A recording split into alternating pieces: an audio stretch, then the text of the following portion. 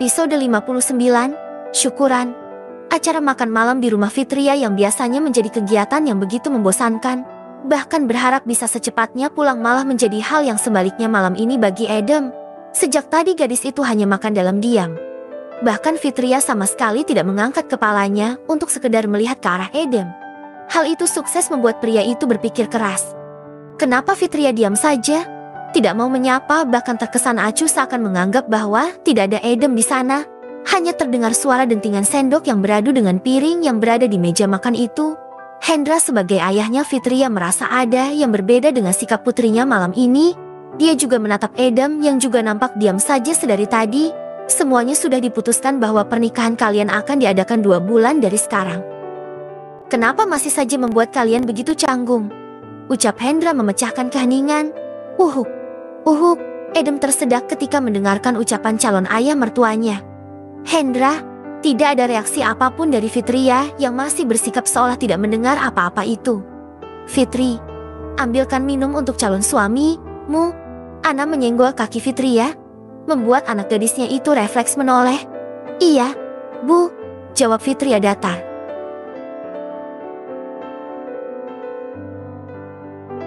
Saat akan mengambil air minum untuk Adam, pria itu sudah terlebih dahulu mengambil air putih di depannya.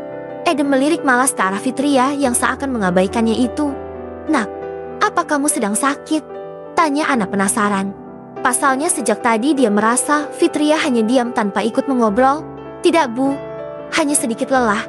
Setelah ini Fitri mau izin untuk istirahat. Tapi sebelumnya ada yang ingin aku bicarakan dengan kalian semuanya. Ucap Fitria membuat Adam langsung menatap ke arahnya.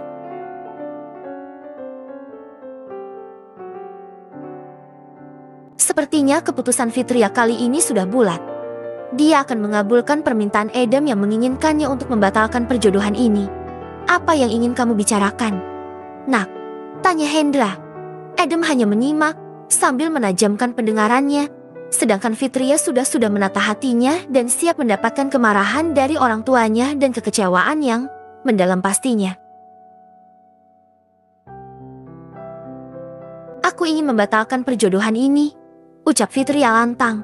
Semua orang yang berada di situ sangat terkejut. Bukan hanya kedua orang tua Fitria, tetapi Adam juga tidak kalah terkejutnya. Apa maksudmu? Kamu jangan main-main, Fitri. Ini bukanlah sebuah lelucon yang bisa kamu buat permainan seperti ini. Kedua keluarga sudah sepakat dengan perjodohan ini dan kalian juga sudah menerima, bukan? Seru Hendra.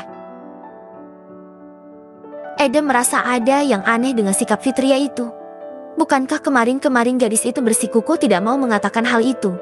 Tapi kamu sendiri dulu juga setuju saja saat kami jodohkan dengan Adam. Aku hanya tidak ingin membuat keributan waktu itu, jadi aku terpaksa menyetujuinya. Jawab Fitria. Adam masih menyimak karena merasa terkejut.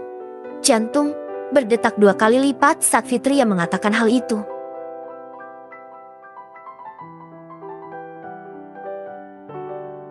Jujur ayah, Fitri belum siap untuk menikah. Fitri dan Adam juga tidak memiliki perasaan apapun. Kami takut kalau suatu saat nanti setelah menikah, di antara kita tidak ada kecocokan satu sama lain. Nanti jatuhnya pasti ke perceraian. Jelas gadis itu. Ana dan Hendra saling berpandangan. Ternyata selama ini Fitria hanya terpaksa menutupi semua dan berusaha untuk tidak membuat kedua orang tuanya merasa malu. Adam masih belum mengatakan apa-apa. Pria itu masih bergelut dengan perasaannya sendiri. Nak, Adam, maafkan keputusan putriku. Aku tidak tahu harus berkata apa lagi. Aku tahu kalau kalian mungkin belum siap melakukan perjodohan ini, ucap Hendra dengan wajah sedih. Fitria sangat terkejut bukan reaksi ayahnya yang ternyata menerima permintaannya. Hati Fitria merasa lega karena ketakutannya ternyata tidak terjadi. Awalnya gadis itu takut kalau ayahnya akan marah atau tetap memaksanya melanjutkan perjodohan ini. Tapi tidak disangka bahwa ayahnya menerima keinginan Fitria dengan ikhlas. Meskipun terlihat bulat wajah kecewa yang nampak di wajah sang ayah. Adam sendiri bingung. Kenapa tiba-tiba Fitria mengatakan semua keinginannya pada kedua orang tuanya itu? Tapi bukankah dengan begini ia akan terbebas dari ikatan perjodohan yang sangat tidak ia harapkan? Kalau Fitria ingin membatalkan perjodohan ini, saya bisa apa? Tidak mungkin kan memaksakan diri kalau memang semua dilakukan secara terpaksa. Jawab Edem menatap Fitria yang hanya menunduk sedari tadi. Kamu memang pria munafik, Edem. Aku tidak pernah menyangka bahwa kamu melemparkan kesalahan padaku. Sepertinya ini benar-benar keputusan yang terbaik, batin Fitria. Edem sendiri menyesali ucapannya itu. Pria itu merutuki kebodohannya dengan jawaban yang bukan sebenarnya. Kenapa dia malah menjadi pria pengecut yang tidak berani mengakui semua kesalahannya? Maafkan aku, Fitria. Aku benar-benar tidak pantas untukmu. Aku tahu kamu wanita yang baik. Mungkin keputusan ini memang tepat untuk kita. Mas, jangan lama-lama. Nanti tamunya keburu pada datang. Sandi menjauhkan ponselnya dari telinga karena mendapatkan teriakan dari sang istri. Sayang, ini masih jam 4 sore. Acaranya kan nanti malam Isya.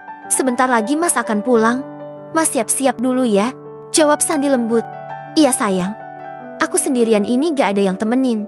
Kamu telepon dokter Fitria aja yang. Dia kan udah selesai tugas di rumah sakit. Mas bentar lagi juga udah pulang kok. Iya deh, aku telepon Fitria dulu ya. Assalamualaikum. Waalaikumsalam. Aulia langsung mematikan panggilannya. Sandi hanya bisa menggelengkan kepalanya melihat tingkah sang istri yang moodnya susah ditebak. Menghadapi ibu-ibu yang sedang hamil memang harus ekstra sabar. Apalagi dengan kondisi hormon yang bisa berubah-ubah setiap waktu. Tapi Sandi tidak mempermasalahkan hal itu.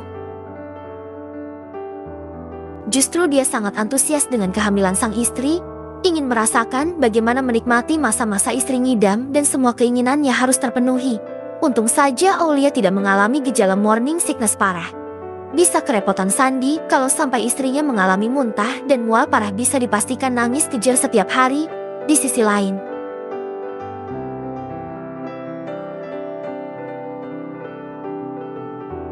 Edem yang baru saja keluar dari ruangannya dan melihat Fitria sedang berjalan dengan tergesa melewatinya begitu saja. Setelah acara kemarin malam itu, Fitria benar-benar berusaha menjauh dari pria itu. Setiap berpapasan Fitria sama sekali tidak menoleh, bahkan terkesan mengabaikan. Edem sendiri merasa sedikit aneh dengan situasi sekarang ini. Seakan mereka tidak pernah saling mengenal. Dokter Fitria, tunggu sebentar, seru Edem menghentikan langkah kaki Fitria. Edem langsung berjalan cepat ke arah gadis itu dan mencekal lengannya. Apa kamu akan menghadiri acara syukuran di rumah Aulia? Tanya Edem. Fitria langsung menepis pelan tangan Edem yang masih menggenggam lengannya.